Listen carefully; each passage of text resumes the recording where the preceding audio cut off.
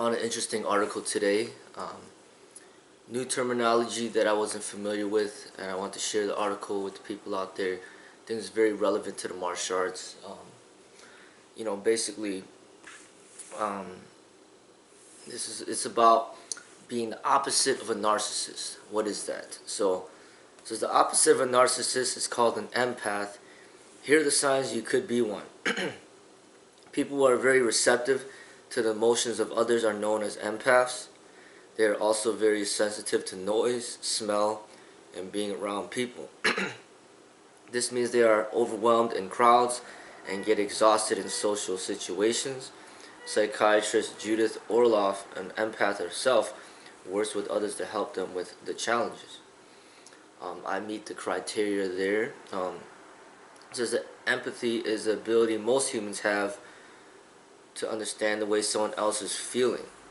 Unless you are a psychopath, narcissist, or sociopath, you will have the ability to feel empathy for others on some level. How much empathy we feel is on a scale, and some people feel it more intensely than others. People very high up on the scale are known as empaths, and they take it to the next level. An empath is an emotional sponge. Judith Orloff, psychiatrist and author of the Empath's Survival Guide, told Business Insider. They are somebody who absorbs the stress and also the positive emotions into their own bodies from other people. That fits me as well. They don't have the filters other people do. Being an empath doesn't just mean having a lot of compassion. In many ways, empaths don't have the normal filters other people do. They take in a lot of what's going on around them and are very sensitive to noise, smell, and excessive talking. This means they are easily overwhelmed in crowds and can be exhausted after just short periods of time in social situations. Sounds like me. They have gifts of intuition, of depth, of really caring for others and having deep compassion. Orloff explained who is an empath herself. They often give too much. They sometimes take on their loved one's pain in their bodies so they actually feel it. That is right on point with how I am as well. They need time alone to unwind. Empaths often need some time alone. Sometimes they need to sleep alone, which can be a tricky conversation to have with a partner. Things you expect in a relationship, like being close, can be draining to an empath, even if their partner's intentions are good. I've known empaths who like sleeping alone, but they can't tell their partner that. They just can't go to sleep easily with someone in the bed. They toss and turn or get uncomfortable positions. One of my patients called it the snuggle hole, where their partner liked to snuggle and she felt she was trapped. It may be hard for some people to comprehend the idea of needing alone time in a happy relationship. This is one of the reasons empaths are often misdiagnosed as having depression or anxiety. They might be anxious and depressed, but this could be a result of the way they are being forced to live their lives.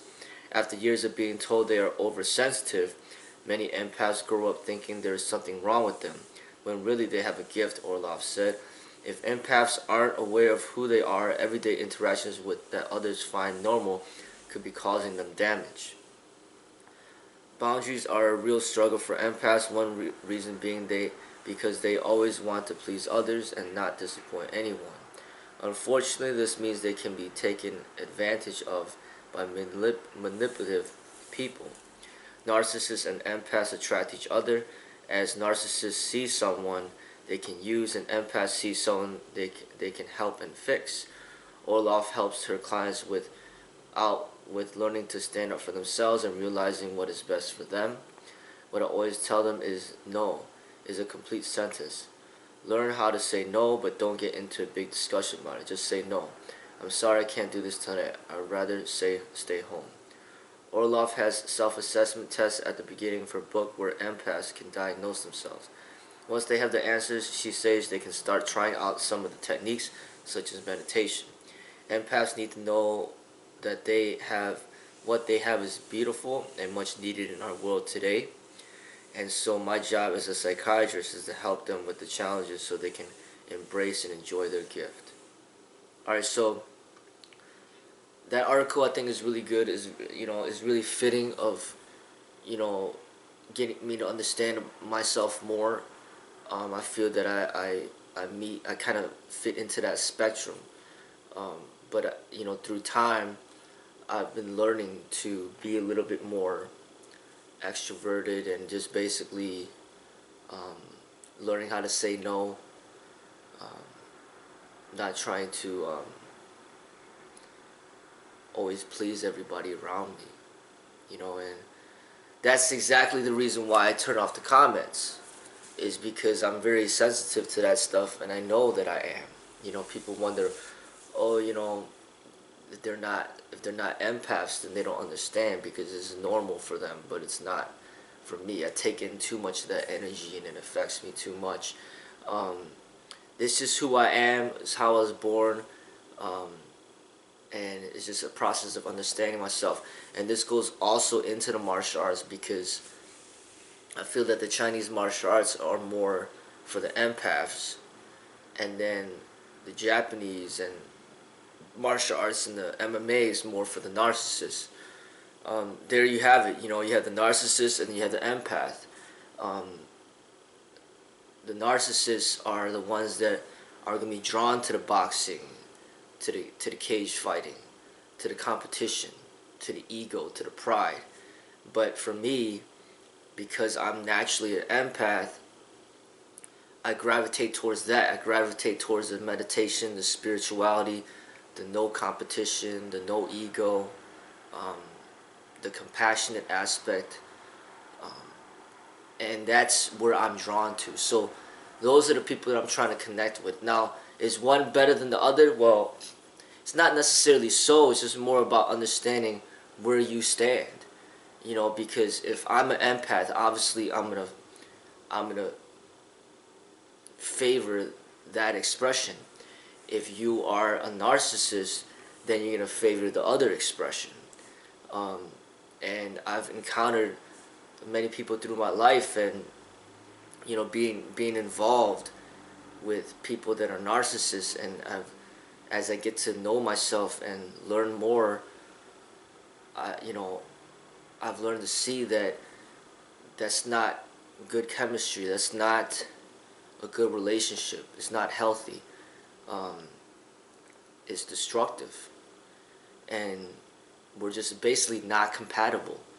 Not compatible with a narcissist who is a partner, not compatible with the narcissist who is a student, not compatible with the narcissist who is a boss, or even a friend. This lack of compatibility, and I've been used a lot by narcissists in my life, and I've learned to put my foot down and say no. Even when I encounter people that question and ask about the school, as soon as I determine that it's a narcissist, um, I don't egg it on. I don't push it further. I don't enhance that side of them. This school basically that I created is designed for is designed for this school that I created is designed for empaths. So that's the reality of it, and I think that's why sometimes it's harder for narcissists out there to understand where I'm coming from, is because we're opposite. They're this way, I'm the other way, and my objective is to reach out and connect with the people who are also empaths, because they're out there, and then give us something, where we can, build a community and support one another.